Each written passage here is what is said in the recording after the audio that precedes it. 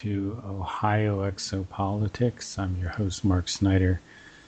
We have Daniel Cooper on the line, who has recently returned from a very fascinating trip to Hinterschmidruti to meet once again with Edward Albert Meier, the universal prophet, and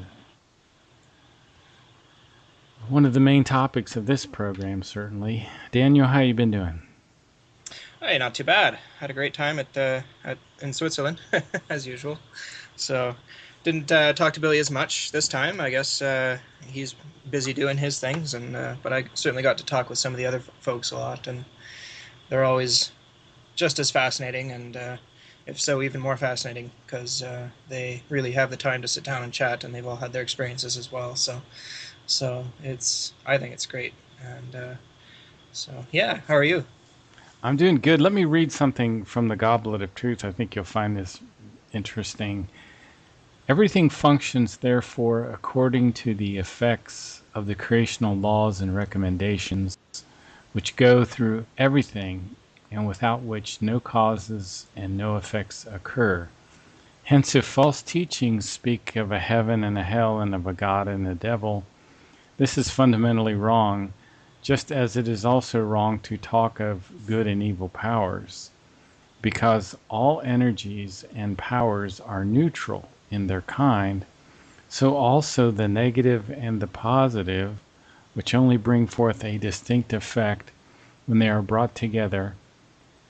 Heaven and hell are not places, but rather conditions in yourselves, which you create yourselves through your ideas, thoughts, and feelings in your psyche, as are likewise the good and the evil, which you also willingly put into action out of your ideas, thoughts, feelings, and through your own decisions. Therefore, also your energies and powers are neutral in you human beings of earth. In consequence, you yourselves turn them into good or evil, and indeed through your ideas, thoughts, and feelings, as well as through your decisions and your volition. Fundamentally, the negative and the positive in themselves each a complete oneness, just as they result in a complete oneness when united in a right wise. But in a wrong union, they create terribleness, as for example, if you create evil out of your energies and powers through wrong ideas, thoughts, and feelings, as well as through a wrong volition. I had a listener send that to me. I thought it was really profound. Hmm. It's great. Yeah. So I thought I would share that with you. It certainly makes me think. I've been thinking about that topic pretty much a lot the last while. Actually, I was talking with Patrick Chanot again, and he's been so busy I haven't been able to contact him over email or anything in the last year, but I finally got a hold of him, and we decided to get together a couple times while I was there, and had a great time. So. Now, is he in charge of Figu now? No. There's nothing. There's no. They're a group. It's there's nobody who's over the other. It's sort of like they have to vote on things and that sort of thing. So, no, he's just another one of the core group members there. But I just been working with him on the calculations document that I've been working on. I guess in the last few years. How often is he there? Do you know? Oh, quite regularly. Okay, so every day, Yeah. pretty much, usually. Not quite, but maybe once a week or maybe twice a week. I don't know exactly, but yeah, he's there fairly regularly. So. Did you get to talk to Marianne at all? The weather was so bad. I guess she wasn't able to make it out to the center. So yeah, so that How didn't work bad out was this the time. weather? But maybe next time. What kind of weather were you guys dealing with? Oh man, it was pouring rain, like really a lot. No kidding. So yeah, So and much like the hurricanes. I guess so. Yeah, and really like the winds were amazing. So Harsh, hard wind. oh yeah, huge winds. So Yeah. I guess they're saying that it's becoming more common now, of course, with the climate change and everything. So My goodness. yeah, last year when I went, it was nice and sunny the whole time, Have same you time of year and everything. have you followed the hurricanes? Have you been Ugh, following? how can you? There's just so many of them. Um, uh, I was just gonna look for one. I was gonna look for one hurricane just to see if there's any updates or whatever, and then all of a sudden there's another one blowing in. I'm like, well, geez, okay. So Um, Maria just hit Puerto Rico, and it's devastated. They think they won't have power for 6 months. the whole island is out, eh? Yeah, Yeah, and it's they have insane. dams that are breaking or on the verge of breaking, and it's just complete Yeah, total chaos. yeah. And Arecibo, the radio telescope is down, I guess, right now too. So the biggest radio telescope in the world, I guess, until China decided they're going to build another one or something. But yeah, And that's listening for extraterrestrials, right? I guess so. Yeah, They yeah. Just they don't need anything quite that powerful, I don't think. no, they could just call Billy, but hey, whatever. That would be too that easy. that would be too easy. Yeah, no. You know what I like to think? Well, what I've thought about a long time, and even when I was making my calculations in high school, that a lot of these SETI programs are really just part of the disinformation campaign. They're making it look like, oh, we're pouring like all these huge resources into it, and we still haven't found anything. So it just really helps the disinformation campaign in a huge way. I So I worked for a company for about 5 years that was really associated with the military, particularly Wright-Patterson Air Force Base in Dayton. And I'm a computer programmer, and they had hired a guy that was directly associated with the base, and somehow me and him got talking, and he had inside information, and he yeah, told me that we definitely had been contacted. There was no doubt about it. yeah. And he was like, he was really freaked out when he told me to. He says, "Don't you dare ever say anything about this." So I was just, I don't even remember his name, and he didn't, work with us that long, but it was just something I never forgot because Yeah, he was in fear for his life. I could tell. yeah, yeah. But Well, that's what he told me. That's what he told me. yeah, So yeah. Well, it's yeah. There's certainly things going on, and I don't know if the religious of the world want to keep their heads buried in the sand. Well, they're having to ignore the entire rest of the universe to do it, and I just don't think that's very practical. So that's a heck of a good way to say it. Ignore the rest of the universe. That's yeah. well, it's one of the most popular things right now is the flat Earth theory. Have you seen any of that Oh, on jeez. YouTube? Yeah, seriously. Have you? I don't care anymore. I just don't care. You It's just just so not important for me. you don't even I pay any just attention to this stuff. what's that? You don't even pay any attention to that nonsense, right? No. I mean, jeez, are you kidding? No, that's probably put out there by, you know, well, obviously idiots. I mean, there's lots of idiots, and they're just, a lot of people trying to make people debate stupid things that don't need to be debated, and it's wasting precious time because guess what? There's real things happening in the world, like those, Category 5 hurricanes that just blew through because, Well, we're ignoring climate change and we're ignoring, you know, just reality. well, I So, got a post on Facebook. Someone had sent me that this is all normal.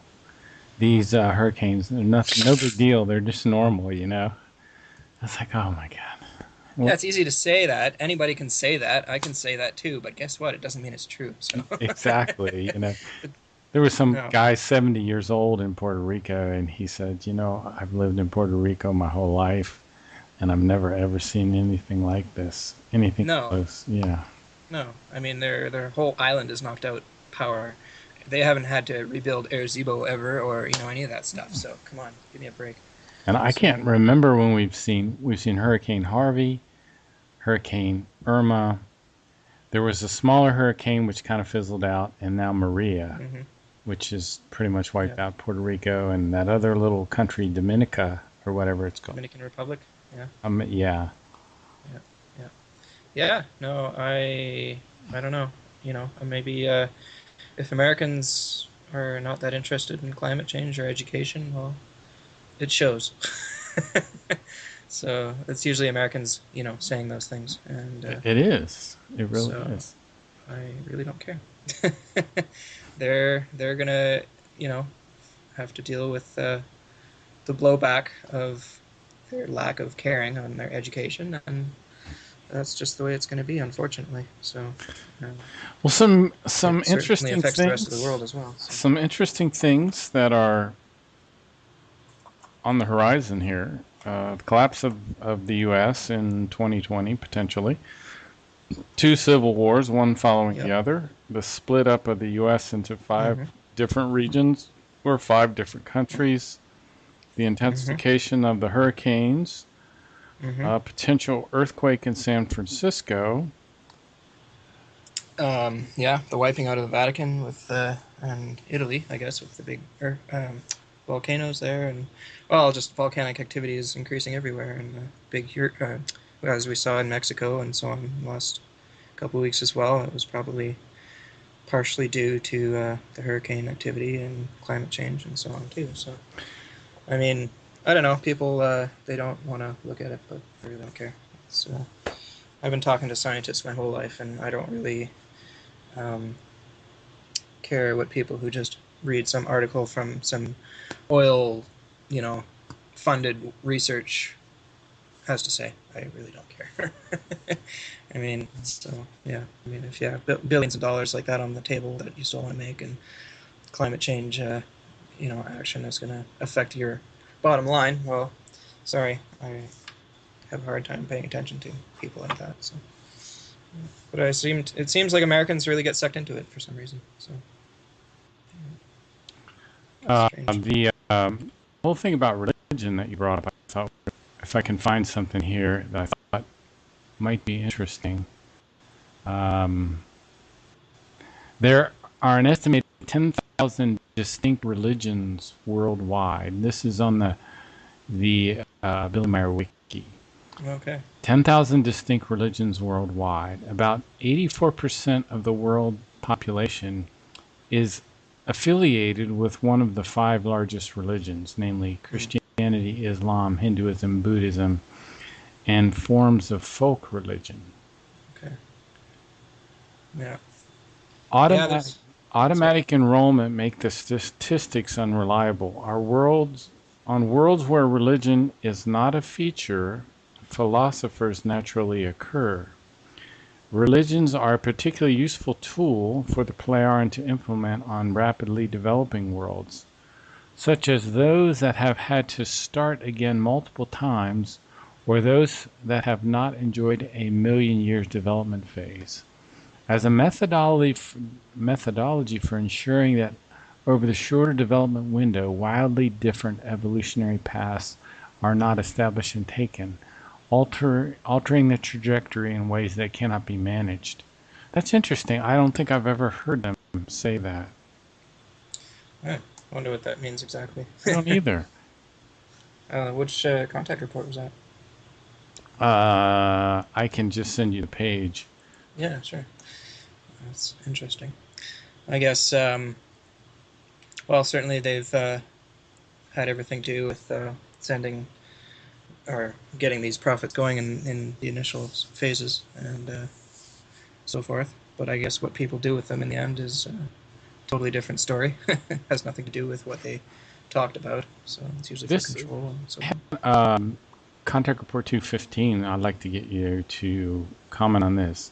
The point in time at which these prophecies will begin to be fulfilled will be when a pope will no longer reside in Rome. That's really coming close. All of Europe will then fall victim to terrible punishment by evil powers. The Christian religion will collapse, and the churches and monasteries will end up in ruins and ashes. So that's coming right around the corner. I have a feeling. What are your thoughts? Yeah, I guess. I mean, when you look at the earthquakes and the volcanoes and stuff in Italy, that geologists are starting to discover the big magma chambers that are building up under there and so on. I mean, the Vatican is in Italy, so um, I guess yeah, that will I did not. maybe be affected by that. I did not know that. I did not know that. I don't remember the volcanoes so much in the prophecies. Yeah, it's mentioned in one of the prophecies, I guess. I don't remember exactly which one it was, but yeah, it's talked about in there, and yeah, it's I don't know. That's it's going to be an interesting time for sure. Here, here. I was just reading a geological website the other day, a couple days ago, I guess, and they were talking about these discoveries that they're seeing under was it Naples? Anyway, I don't know exactly where it was, but in Italy, they're discovering these huge magma chambers that they didn't realize existed before, and it's connected to the one around Vesuvius or something, and they didn't realize it had any connection before, and so now they're starting to see more and more activity um, on that side of things. So, yeah. I wonder if the area that I live in is going to be somewhat of a safe place. I mean, I shouldn't stick my neck out and say that, but Hmm. at least it's not, at least I'm not in Houston or in Florida or in the Keys or in Puerto Rico Or California. or California. That's another really bad spot. Yeah. Or even anywhere on the East Coast, I guess, if there's going to be that big, oh, whatever it's called, the big tsunami from the Canaries. Is it the Canaries or is it the other one? I don't know. That's something I totally forgot about. At some point, there's a gigantic tsunami tidal wave type thing. Yeah, one of those islands. It's the scientists have already figured out that it's breaking apart. It's like broken apart by about a meter, and it's just made of such loose material. And there's volcanic activity kind of around there too. And the porous ground, I guess, mixed with the water and the heat and everything, it's the whole half the island is going to break off. So yeah, I guess that'll send a nice tsunami over towards Boston, New York, all those places too. So Goodness, whatever. goodness. What? But people don't pay attention. They're just too busy. With their pop culture and their I don't know what they're busy with, but that's okay. That's they don't have to. If they don't want to figure it out, they want to ignore it all. Well, fine. I, Nature doesn't care. Nature still doesn't care. Never cared before. Still won't care now. So to get that's back to our little discussion on religion, after the turn of the millennium, the papacy will exist only a short time. Pope John Paul II is the third from the last in this position. After him, only one additional pontificate will follow. Then a Pontifex Maximus follows, who is known as Petrus Romanus. Is that who we have now? no. I guess this prophecy has actually because a prophecy is not set in stone. Okay. Prophecy is just a high probability, right? Mm-hmm. So the reason for producing these prophecies is to actually make sure that they don't happen. Mm-hmm. So this one has actually been changed, been altered. The second last pope that we had was Ratzinger? Ratzinger. Ratzinger? Ratzinger, yeah. Mm-hmm. And the one we have now is I don't know his real name, but his pope name is Pope Francis, I think. So, Ah. and he's a much nicer guy. But there was a short point there where between Ratzinger and um, and this pope, I guess I was remembering somebody mentioning about an article that just totally unrelated to Figu about Petrus Romanus Hmm. being a possible person to not necessarily take over the pope job, but if they don't find a pope, that this guy would be sort of an intermediary or something like that. So anyway, but that never happened. So My I guess goodness. things have turned for the better. But Oh, yeah, Ratzinger was really extreme, and when we had him, I guess even here in my hometown, things got pretty crazy with the bishop that they moved here, and he was an absolute jerk and caused a lot of problems with homosexuals and no. whatever in the Catholic schools and so on and so forth. And Was there child abuse? not that I know of. Well, I mean, I would call it mental abuse for sure. I mean, Okay. what they were talking about because they were trying to change the laws in the school, and it was a publicly funded school, so it didn't work out. It didn't pass the public education board laws or whatever they have.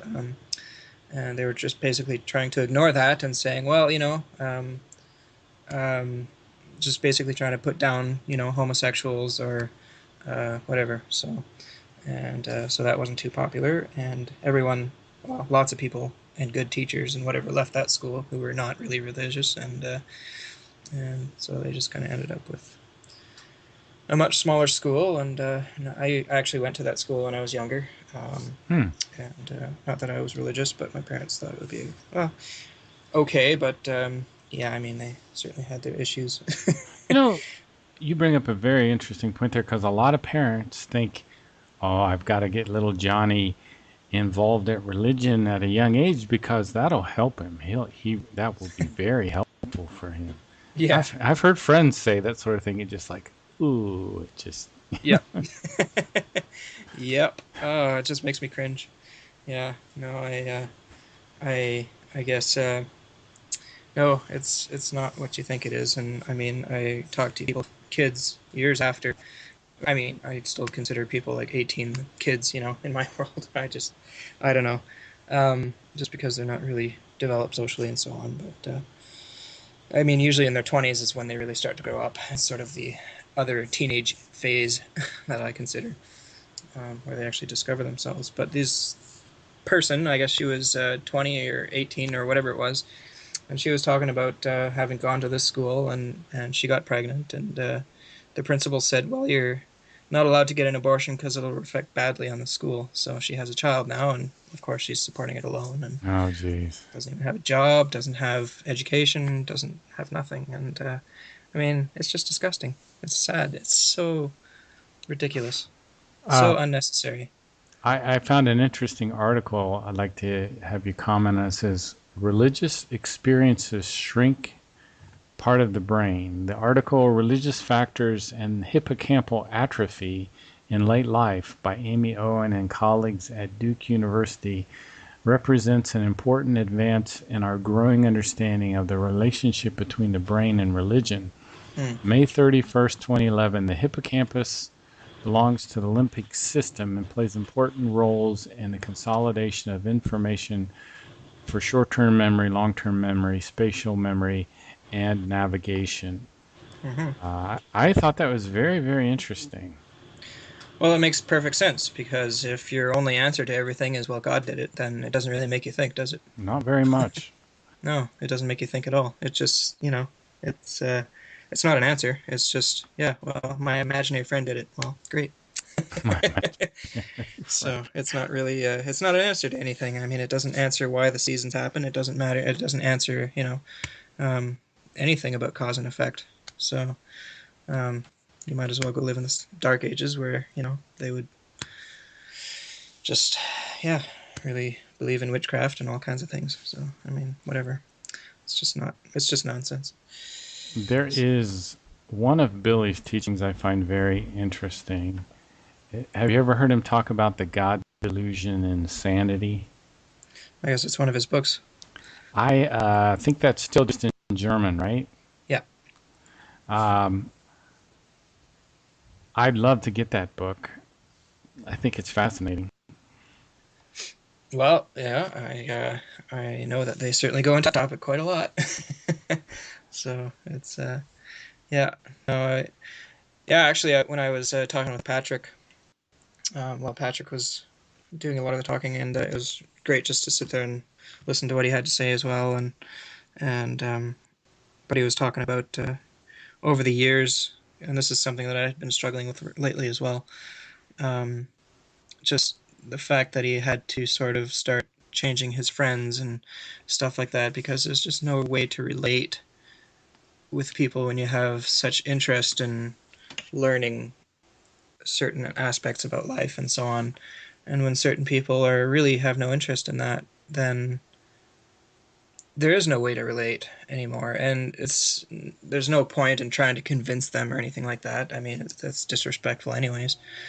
And so I really got a lot out of that conversation myself, and because I had been dealing with certain things like that in my life recently, and so it's nice to actually realize that, yeah, these people. I mean, I could see it, before. Like, they certainly have to protect their environment over there in Switzerland, and they don't just let anybody in, and it's if somebody, like, of course, Billy's had assassination attempts on his life and everything else too, and so they really have to be very protective. And but I find it great to see that it's okay not to want to hang out with people who have absolutely no interest in learning anything, people who are just wanting to drink and not really talk about anything, just talking about sports or or basically fluff, nothing, and nothing of consequence to our world in any way, in a positive way, anyways. So I found that actually a wonderful thing to hear, to listen to, because I had been dealing with something very similar to that, and all my life I have been trying to get away from certain kinds of people who have no interest in that sort of thing, and I hadn't done it with everybody, but many people I have, and certainly big improvements have happened as a result. So, but yeah, I think certainly religious people I find are the ones, at least, who are very closed-minded, are just very difficult to talk to. And there are some who are more open-minded and so on, but yeah, it's nice to see that they have to struggle with those things too, and the way that they handle things, and I think it's good. I think it's really good. I think it's positive, and people are all on their own path of evolution, and to acknowledge that, to be neutral about it, to be okay with it, and just to get on with things, and to pursue my interests if I have certain interests, and if that means spending less time with certain people who don't have those interests, well, fine.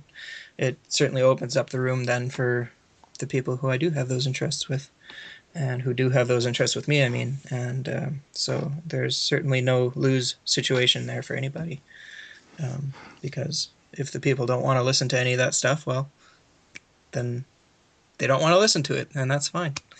That's okay. They're allowed not to, and so I think it's great. I think it's wonderful to realize that and acknowledge that. So, What is God and what is the creational universal consciousness? This is Billy answering this question.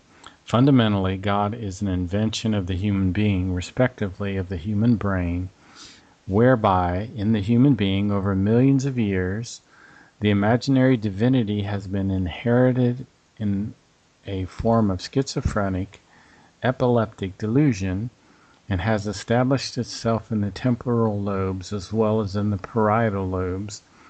Religious experiences which arise thereby constitute forms of schizophrenic delusion and are the result of genetically inherited religious belief.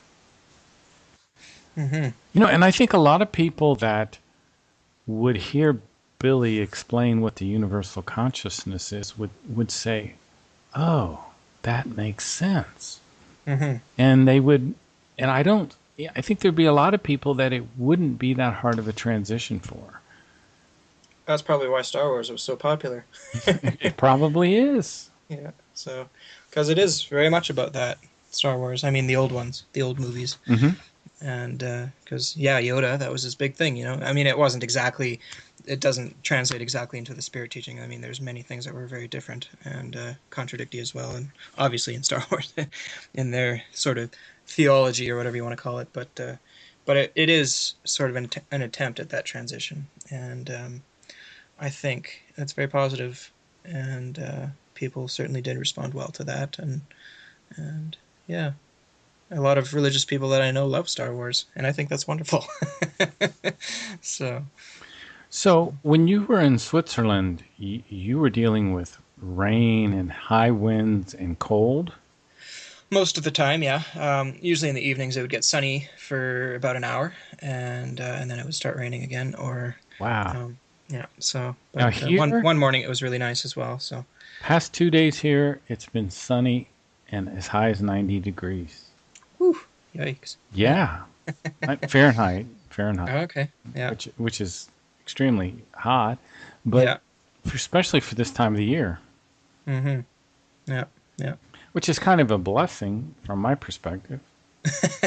I like. Well, yeah, from yours, but not probably from nature's. Well, it's hard on the tomato plants, I think. Yeah, it's probably hard on the trees and so on too. I mean, here we have more and more problems with bug infestations on the trees and so forth because it's not cold enough in the winters anymore. We don't get the minus 55, degrees Celsius like we used to. We don't get the minus 40s for 3 months. We don't get all that stuff. So it's not conducive to the plants, and they're really suffering. Um, So when you're over there in Switzerland, do they have any classes or discussions for you guys, or do you just work all the time on the? we talk to people individually and while we work, and on the breaks as well. I mean, there's very little work. I mean, it's maybe 5.5 hours or 6 hours a day. It's not really much, and it doesn't feel like work because you're always working with somebody and you're able to talk and chat and laugh and have a good time. And so there's no, it's not a grunt.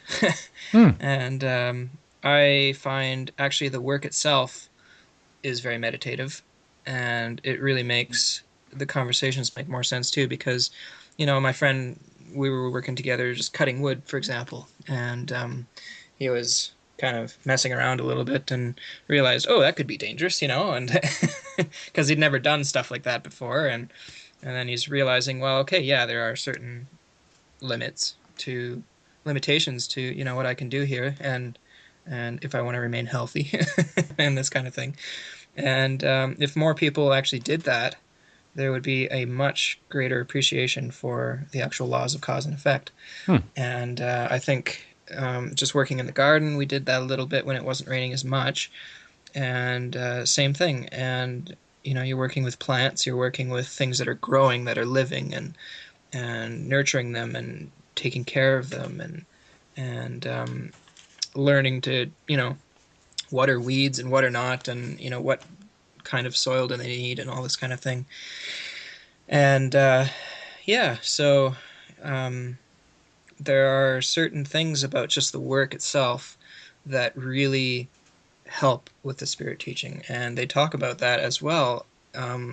Doing work for several hours a day. I think it's up to 8 or 12 hours a day. It doesn't have to be like work in terms of using your muscles, and it doesn't have to be a grunt, but actually just doing something physical with your hands, or doing, even just combing your hair, for a few minutes, and then going and doing this and that and whatever, just our daily routines and so on, is is really helpful with the meditation. And so and learning the spirit teaching, and the spirit teaching is all about cause and effect and so on as well. So I'm going to. Sorry to interrupt you. I'm going to press pause just for a second. yes, I am. Oh, fantastic!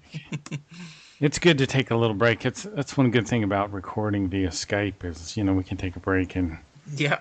pick right back up. Exactly. So it was cold, it was windy, and you're out there working with another person, and you're kind of chatting back and forth. I guess you got raincoats on, right? Well, that's one of the things that came up. Not very good ones. So, yeah, next time I'll have to bring something better. I guess for the most part, they just left us inside upstairs and just cutting firewood up there. So, yeah, so not that it was, a total catastrophe, but I got wet for sure. Wow. So, And, but and no, cold. Wet and cold, right? yeah, well, it wasn't too bad. I mean, we survived. We were moving around lots and stuff, so it was fine. So, yeah, so. But yeah, no, I guess we just got to live and learn, and we'll take better rain gear next time. I actually bought something last time or the first time I went to Switzerland, and it was a raincoat, and not a very good one. So so next time I'll buy something. So was it maybe 10 or 15 degrees above freezing? Yeah, maybe yeah, somewhere in there, maybe 15 degrees. Yeah. So that would be Fahrenheit, maybe 45 degrees. And wind Yeah, maybe. and windy. And very windy. Yeah. So Wow. it was, yeah. But no, it was nice actually. Like I didn't really care about that. It was just enjoyable to be there and to watch them, and to talk with them, and that for me is such a grounding experience just to do that once a year. And Hmm. I never come back feeling like, oh, that was a waste of time. So it was actually just really wonderful, and everyone was super, warm and kind, and Did very you welcoming. did you talk to Christian at all? A little bit, actually. I met him for the first time this year. Oh, really? Yeah, well, I met him very briefly one time, but he was just kind of walking out the door at the time. Mm. But we talked for a few minutes this time, and he came by for a day and worked with Jacobus, and they were cutting a few trees on a really steep hill, some really huge trees, and so they were kind of risking life and limb for that one, and they were talking about that at lunchtime, and so we went down and checked it out after, and yeah, so How many people were there like yourself? People that were visiting members? just one other guy this time, Okay. and yeah, it's not like in summertime, it's not as busy this time of the year, and so, um, but in some respects, I kind of enjoy that. I find the core group members a little bit less stressed out then when there's less people and Okay. so on. So it's for me personally, it's nice. But you know, it's also I hear it's a lot of fun to meet all the other members and stuff like that from Canada and so on in May and whatever. But I haven't done that yet. So So the fellow that you met, where was he from? Austria, yeah. Austria. Yeah, he So goes there. did you guys speak German much? Um, I tried to as much as I could, but my German wasn't as good this year as last year. I just really haven't had time to practice. And or energy really, and so that's been quite an annoying and difficult year. So Oh, this year, this year has been difficult. oh, it's been ridiculous. Yeah. So No I mean, kidding. Wow. yeah. So so next year or this coming year it will be hopefully a little bit more relaxed and a little bit less drama. Is it So mostly difficult because of the baby or? um, I guess the baby itself was the easy part. It's just that we didn't have any health coverage Mm, for the pregnancy until like 9 months into it. So wow. and we weren't quite expecting that, and because we are in Canada, not the U.S., so Hmm. so and we just barely, narrowly escaped, a $30,000 bill or Jeez. more. So we got it just in the nick of time, the health coverage. But yeah, my wife is from Germany, and it doesn't matter if we're married. It's yeah, she just came from Germany in September, so it was just a bunch of pointless bureaucracy and dealing with a bunch of idiots who really are not that human. Since I've been paying my taxes my whole life, well, all my working life, and and it is my baby, so you would think that there would be some precedent there, but even other couples are going through that right now too, and so it's not a very human system. I for some reason all my life I never wanted to have children. Knew I wouldn't have children for whatever reason. I don't even know why.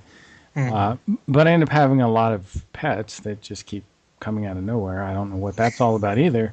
But the one thing I know that's very hard about pets and probably even worse with children is maintaining some neutrality Hmm. in your thinking Yes. because you're responsible for them. You want the very best for them, and they Hmm. mean the world to you. But on the same token, if you're not neutral, your emotions and thoughts are just going to run wild Yeah.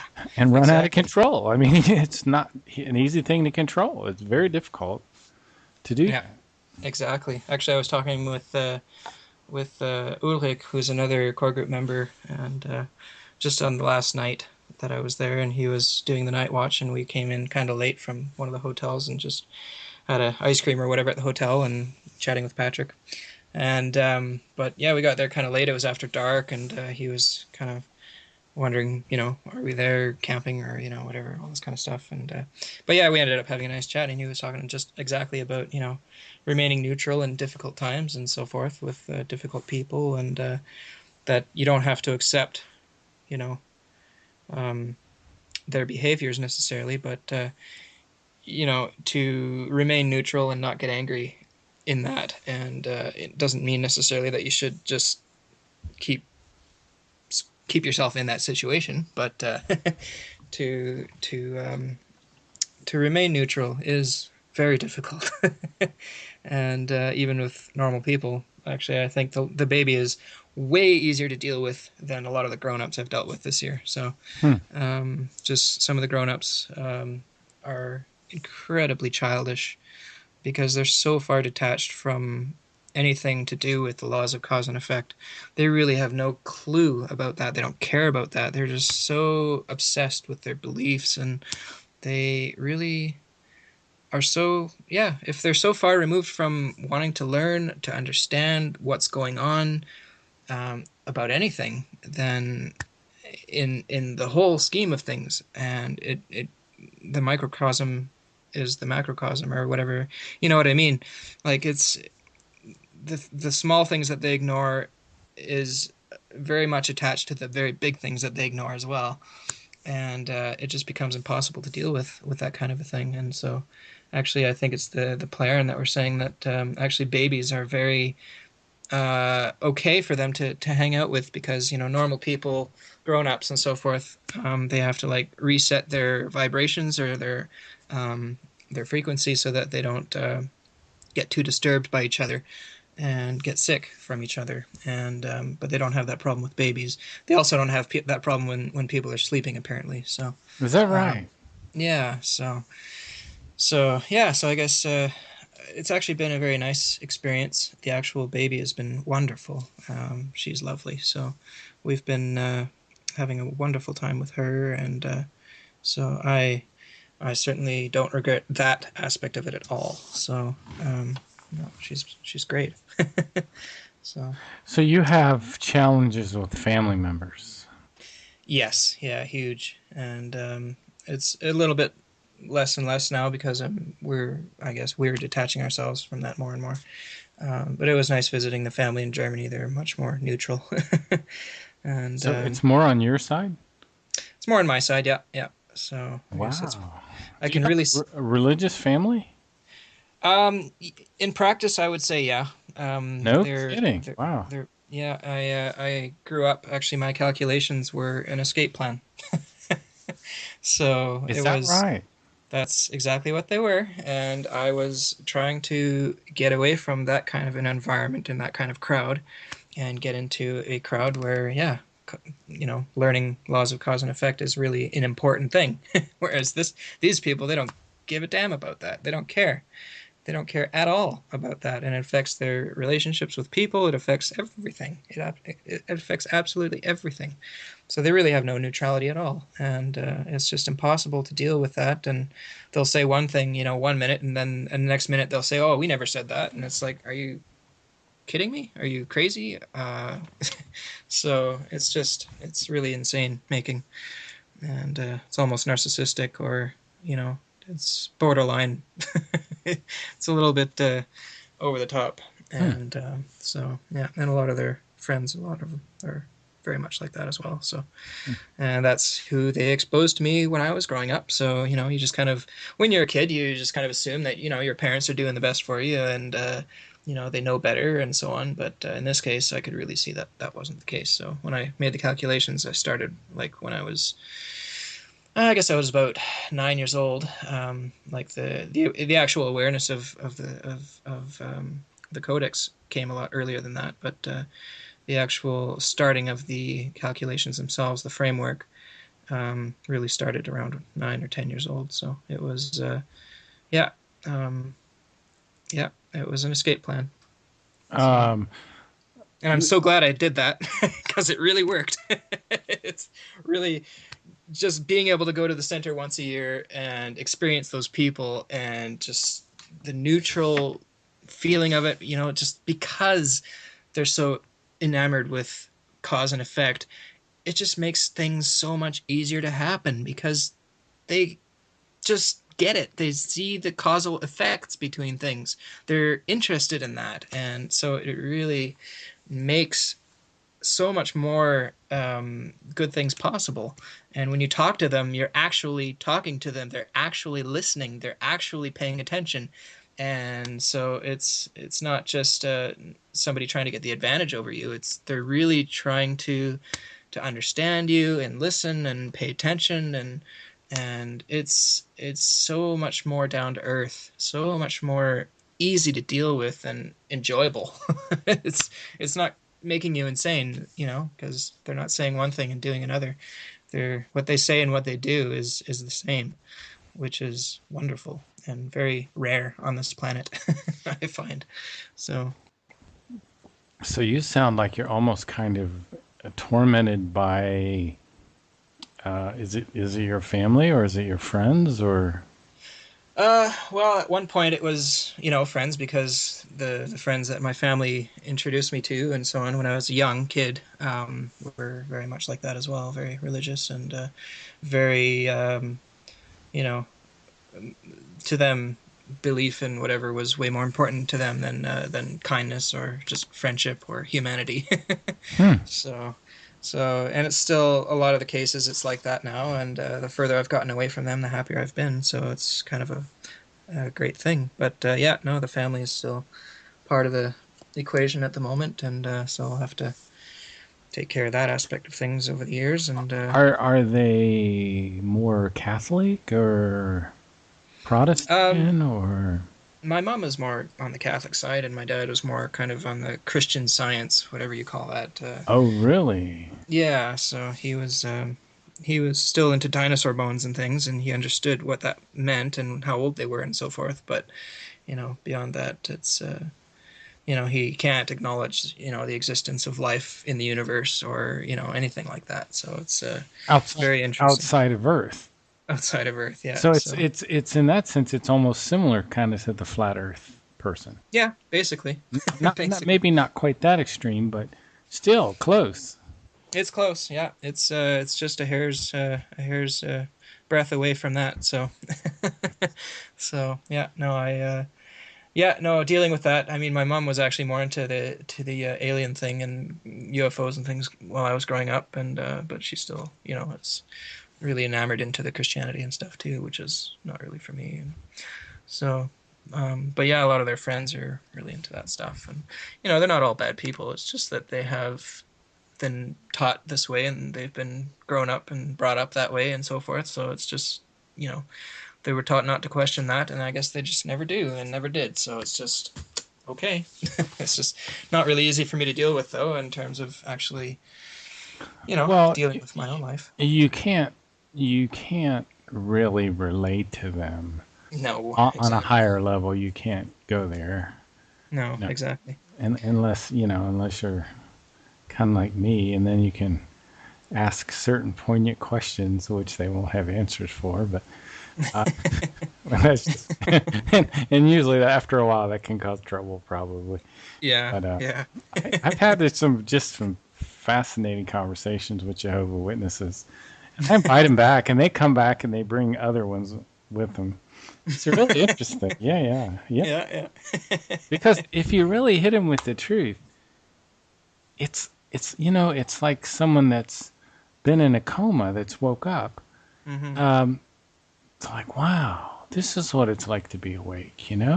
Yeah, yeah. But so yeah, but it's harder with family Hmm. because it's just harder. It's hard to explain, because you have this whole relationship with them and everything. But Yeah, I mean, if your parents think that you're just some dumb kid who doesn't have anything figured out, well, of course they're not going to listen to you anyway. So whatever. yeah, There's that whole issue as well. I mean, I've always had that issue with them, but it's just not very respectful, and it's not very, whatever. So yeah, so I guess there comes a time when you just have to say, okay, well, that's enough for me. I guess I how can part far ways. how far are you from Figu, Canada? Pretty far, right?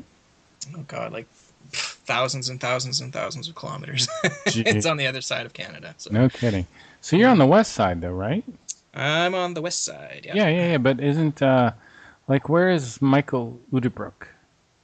on the east side. So I guess they're Oh, in he like is. Oh, Toronto. Yeah. okay. You're right. That's almost as long as going to Switzerland, right? No, it's longer. Trust me, it's longer. You have to take like 3 planes to get there, Yeah, whereas I mean, but I only take, not in terms of distance though. It's just the fact that you have to. and it's more expensive to get there. It's So more then, expensive. That's a. yeah. Well, I have direct flights from my hometown to Frankfurt, which is awesome in the summertime anyway. And so it's actually a lot cheaper for us to get to Frankfurt than it is to get to Toronto. So and then even with the plane ticket and everything else to get to Zurich or whatever we do, it's still cheaper and it's still easier. How do So you it's get just from Zurich to the center? Do you I rent? just take a couple trains and a bus. So it's Two trains and a bus. Okay. yeah, yeah, And you're in a German-speaking country, yeah. and do they help you much, or do they know English, or typically, or? Usually the people at the train station can help in English. Yeah. Okay. Usually on the people on the plane, like more on the country or on the train, sorry, on the countryside and so on, are only German speaking, and I Uh, found that kind of cool. so So so it's harder on the bus then, maybe. yeah, yeah. It's like Um, you're trying to tell them, well, I went to go to Hinterschmidt Ruti, and here's my money, and yeah, well, they know where that is, anyways. I mean, they've lots of people that come from all over the world to go to Hinterschmidt Rudy on the bus, so it's not a big deal. okay. So yeah. So, but yeah, I mean, if you're talking to people on the train station in Zurich and you're telling them Hinterschmidt Rudy and they've never heard of that place, so How long does it take total? So you catch two trains and a bus. I mean, that probably takes over an hour then, right? yeah, Yeah, I yeah, would yeah, think. yeah, But if for you could sure. just drive a car, maybe 45 minutes. It was actually about half an hour maybe Oh, okay. to the airport. I guess we drove back. So this last time it was the first time I actually went anywhere in a car. Oh no, actually I did last year too once, Oh, but but you'd have to drive on the other side of the road. no, It's what your regular. it's regular. Yeah, Yeah. it's not England. Okay, okay, So okay. yeah, So, like here in the United States, like you're always on the right side of the road. yeah. The same as there. Same as in Canada, same as in Okay. Switzerland and Okay. all over Europe, apart from the UK. It's So just the UK where they. Oh, God, that would be so confusing. I could not do it. yeah, it's weird. It's really weird. I would have the hardest time with that. I thought Yeah, yeah. Well, I took a cab ride in Ireland once, and I was just my heart was beating the whole time because I was like, "What the?" because you're on the wrong side of the road, man. Yeah, Get exactly. over, get over. What's wrong? Yeah, I know. Yeah, so it was freaking out. So I don't think I'll ever forget that. But That's a trip, man. So, yeah, could you rent a car? Could you rent a car, you think, or would that be real expensive and very just uh, strange? you could if you wanted to. I mean, although the road signs are a bit, I don't understand them at all. So I Uh, kind of have avoided that situation so far. okay. But yeah, so Because I um, know, like, on some trips I've taken here, like when I've gone to Washington State and things like that, I went out to James Gilliland's ranch a couple times. I don't know if you even know who he is. no, no. There is, there seems to be some kind of UFO activity out at this Mount Adams in Okay. Washington State. I've been out there, man. There's some weird stuff flying around up there. Um, so I've been out there a couple times, and yeah, usually I'll rent a car or whatever, and it's kind of expensive, but and when I've been out to Munns Park to the people, there's a Munns Park study group. I don't know if you've ever heard of that in the U.S. Are you aware of that? No, Oh yeah, no idea. that's No. where Michael Horn is, Okay. meets now. With Okay. yeah, they're at Munns Park, and I went out. Was I there once or twice? I think I might have been there twice.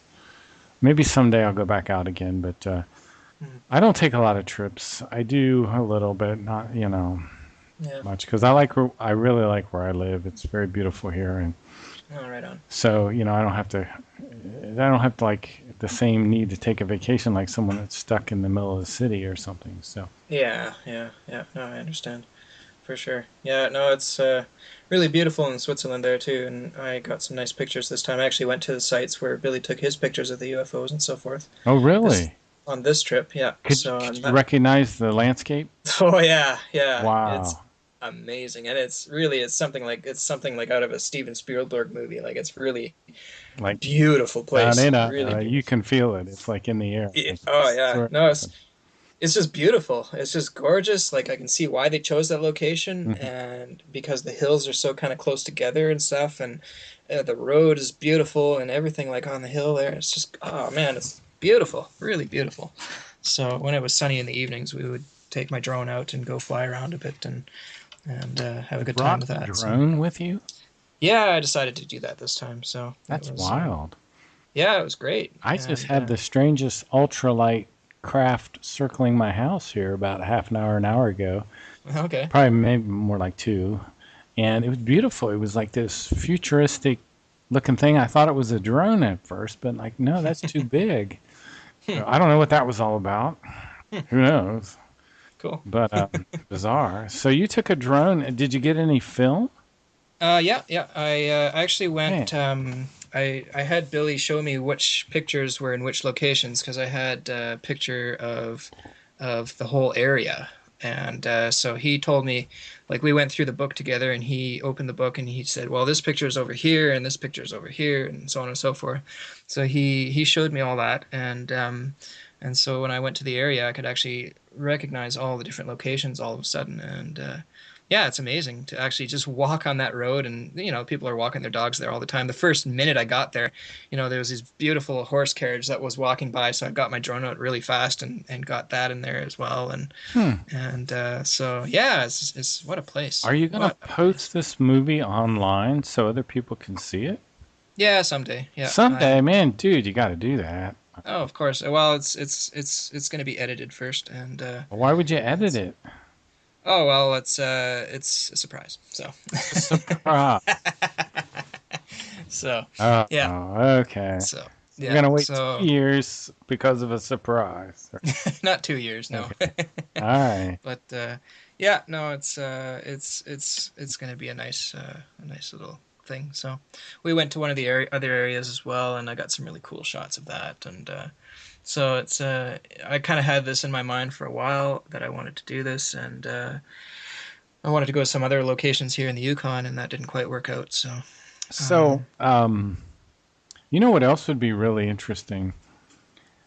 And I know you couldn't probably do this, but to if there was some way you could go with Billy up to like Bulak and Niederflachs where he grew up, and then if he could show you like where Svath's ship landed, and if he could, because there was one also hill that he used to climb up to the top to kind of meditate, and that's where Ascot sent that robotic craft. I'd like to go up hmm, on top of that hill, and that'd be interesting. wouldn't that be something, man? If you could Yeah, do that too. Good. yeah.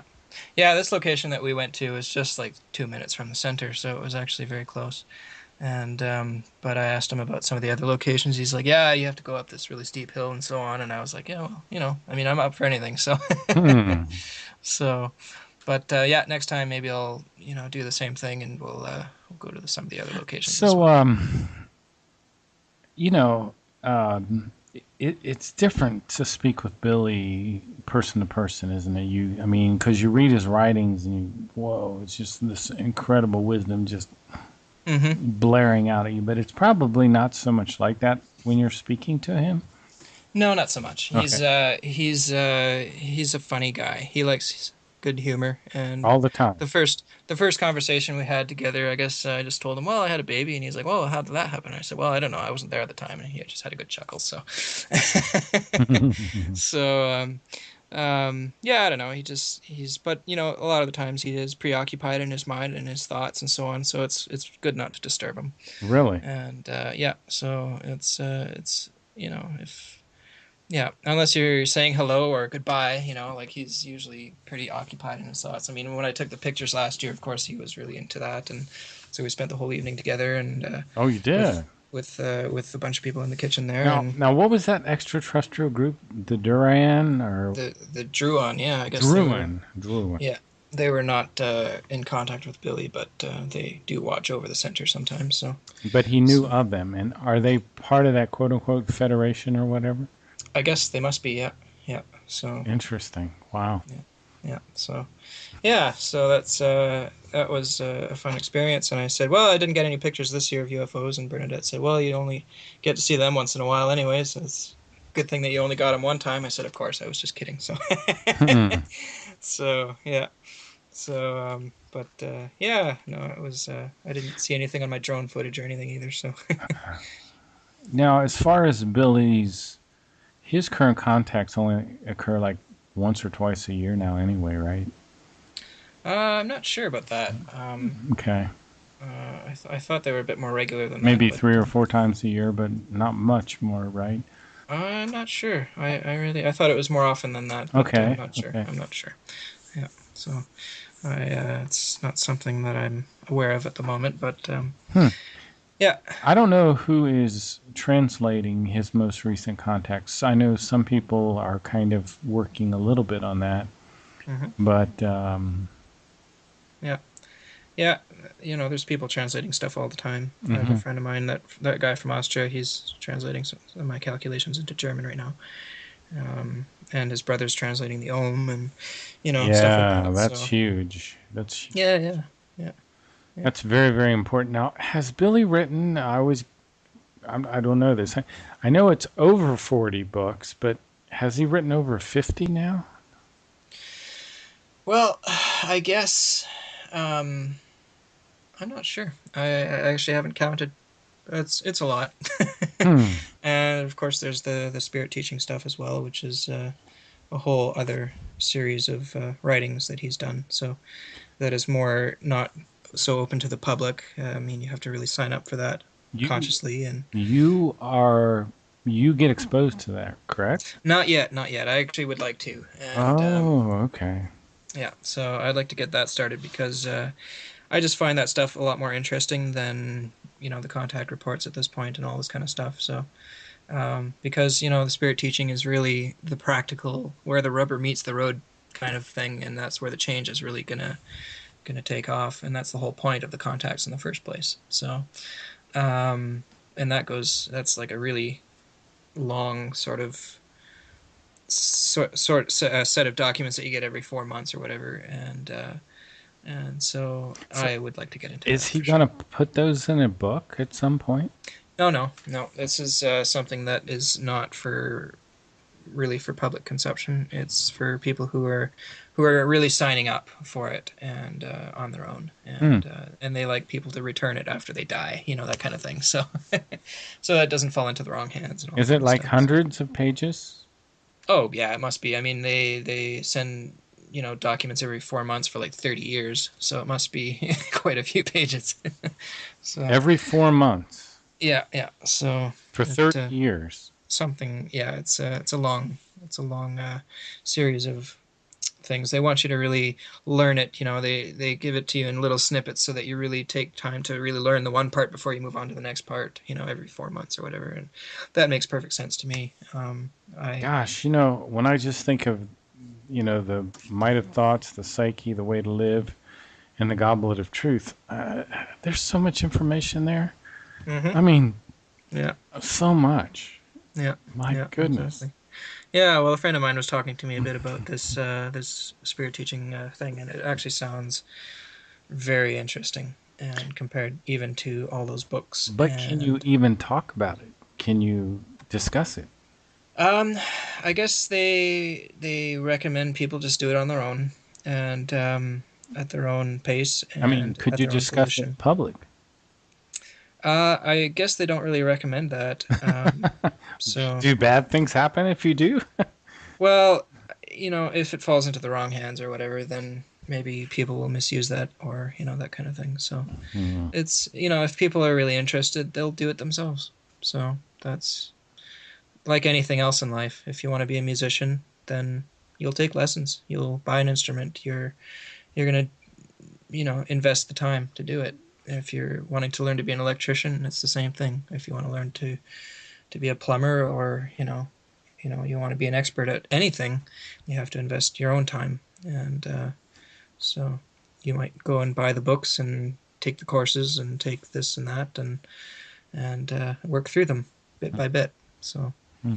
but in this case, with the spirit teaching stuff, I guess they like I said before, like they even if somebody dies, they want to have that stuff returned to the center after. So because if it falls into the wrong hands, then it's not really a good thing. So yeah, yeah, Hmm. it's really for people's own initiative and their own interest. There's no proselytizing at all allowed, which makes perfect sense to me. And this is just another extension of that. And if people are interested on their own, completely on their own, like no coercion of any kind from anybody else, that's the only way they're going to read it or be interested in it, anyways. So it just doesn't work to be coerced into, if somebody forced me to try and be a musician, or if somebody forced me to try and be an electrician, or somebody forced me to try and be whatever, I probably wouldn't take the energy and time to that it would take to really develop the skills necessary to really be good at it Hmm. if I didn't want to do it. So the same thing is probably true with the spirit teaching. Well, I know it's true. So, I mean, you can't drag somebody kicking and screaming all the way, through that kind of Hmm. a learning process. It makes no sense to go that road. So, Well, thanks for sharing your experience at the center in Switzerland. my pleasure. I know that's a very unique experience that you go through every year, right? I mean, Yes, it is awesome. I am so, so, so grateful that I've done the calculations, that I found the case, that I did it in my younger years enough to, be able to travel and do all these things. I'm Every time I come back, my mind is just filled with processing these wonderful experiences, and it just really helps me in my day-to-day life as well, dealing with, the crap that I might have to deal with here in whatever situations and so forth. So hmm. just in handling things differently and so on. So yeah, no, not enough can be said about that. Hmm. Wow. Fantastic. Any closing thoughts, Daniel? You want to leave with the listeners or anything like that? Well, I guess I'm sure more will come up when we do another interview, and let's let's just keep it at that for now. And Okay. yeah, yeah. So I hope everyone has a good time All right. until next time. So Okay. Chat with you later. okay, yeah. See ya. Bye bye.